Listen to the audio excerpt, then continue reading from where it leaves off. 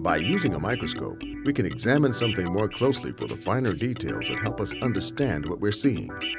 In much the same way, a NASA invention called the Hilbert-Huang transform, or HHT, helps researchers who collect copious amounts of data better understand what they're investigating. One of the most important mathematical discoveries in NASA history, HHT is specifically designed to analyze nonlinear and non-stationary signals. Useful in many applications, it helps analyze data from wind tunnel tests and tests on shuttle tiles, and also aids in the search for planets and black holes. DynaDX Corporation of Mountain View, California, purchased exclusive rights to HHT from NASA's Goddard Space Flight Center in the first ever sale of a government-owned patent license during a public auction. Among tools for analyzing data, HHT is unique because it can be used to study complex non-stationary and nonlinear data. In real world, a lot of real-time series, physiological data, stock data, climate change data, all of them are non-stationary and non-linear. The firm soon developed DynaDX, a software platform to support HHT, making it easier for users to do analysis. We want people, when they analyze, time-varying signals, they can sort the result immediately. And they don't need to have any programming languages.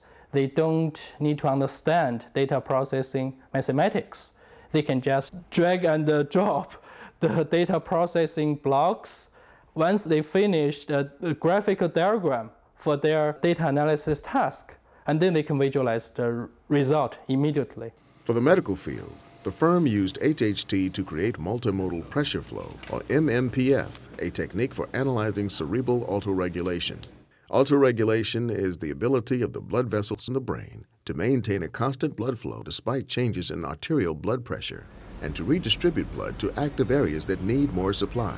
When it's impaired, you do not regulate perfusion, which is a blood flow in the brain, and you actually, with every activity, you need to shift blood volumes from areas that don't need it to the areas they need it more.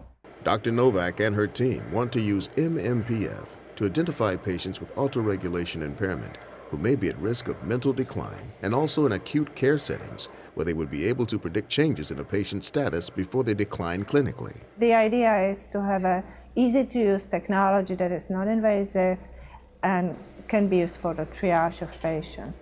DynaDX has applications beyond the medical field too. It can be applied to structural damage detection.